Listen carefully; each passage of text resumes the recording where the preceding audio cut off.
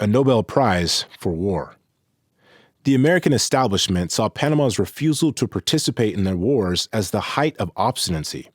They grew angry. While a conspiracy of revenge against me began to germinate, they were forced to work around us when it came to their Central American operations.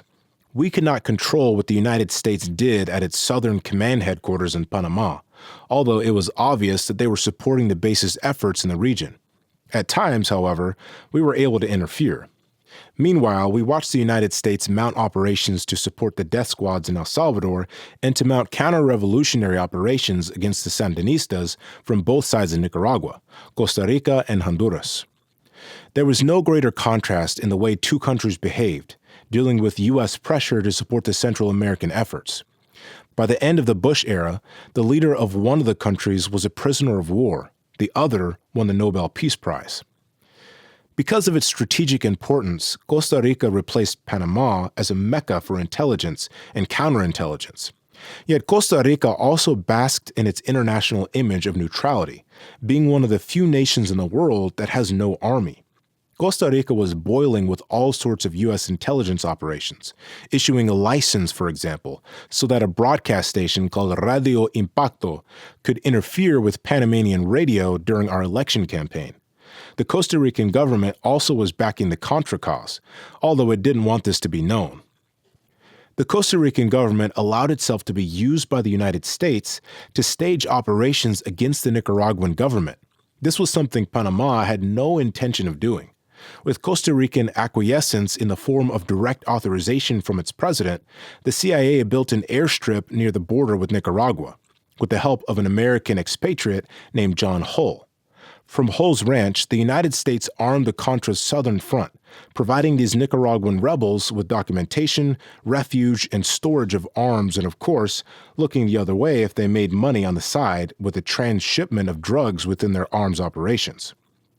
Hull and his airstrip, we believed, were involved in providing logistical support for the infamous case of La Penca, the bomb attack on Eden Pastora at his jungle hideout on the border between Costa Rica and Nicaragua. Pastora was known as Commander Zero, the Sandinista fighter who split with his Nicaraguan rebel comrades after the July 19, 1979 overthrow of Anastasio Somoza. After breaking off from Managua, Pastora went into exile in Costa Rica and started forming his own group of guerrillas, which became known as the Southern Front. Pastora survived the bomb attack on his headquarters, although an American reporter who had been interviewing him was killed. Pastora came to see me in Panama several weeks before the attack. He realized that he would always be a target for attack, although he gave no indication that he suspected there was an ongoing plan to kill him. I have read reports charging that an Argentine mercenary was brought in to kill Pastora by the Sandinistas or the CIA or both, using the attacker as a double or even triple agent. Our investigation into the matter was inconclusive, although we found evidence that John Hull and the CIA had some knowledge of the event. While the Sandinistas had no use for Commander Zero and would have been willing to kill him, it was John Hull and Oliver North's partner, Joe Fernandez, the CIA station chief in Costa Rica, who had the greater motive. Killing Pastora was perfect because it would cast blame on the Sandinistas. It would take away a loose cannon the CIA could not control, and it would, perhaps, create a martyr to the Contra cause. They failed, although thanks to Costa Rica, the operations of Hull and the United States to subvert Nicaragua and Panama went on unimpeded. I am particularly offended by the public image of then Costa Rican President Óscar Arias, who won a Nobel Prize for his work in consolidating peace in Central America. Actually, Arias sold out to Washington and was able to win peace only with Panamanian help.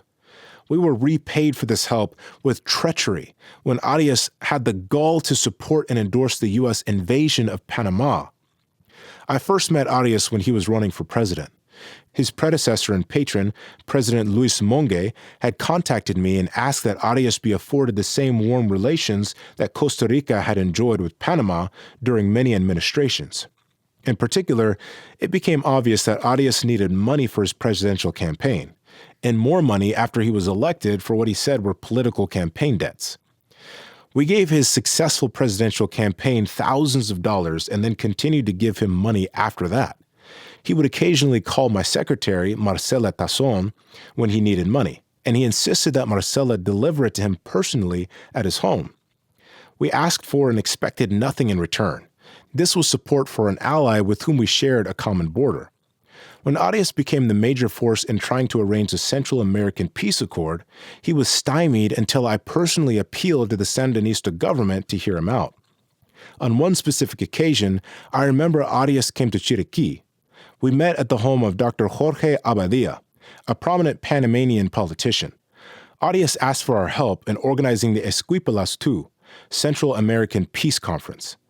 During a news conference there, he applauded and praised my work in that regard. Daniel Ortega, the president of Nicaragua under the Sandinistas, and his brother Humberto, the defense minister, considered Arias to be a moral and ideological weakling. With my repeated and persistent intervention, they finally agreed to sit down and talk with the other Central American countries. Arias won the Nobel Peace Prize. Then he allowed the United States to place antennas in Costa Rican territory to spy on Panama. He allowed American operatives to base themselves in Costa Rica to spy on us. The United States pressured him to drop his friendship with Panama and side with them against us. He was never a mediator or a peacemaker. He was for sale. He had become just another Central American president, like all the others dependent on the demagoguery of George Bush's New World Order.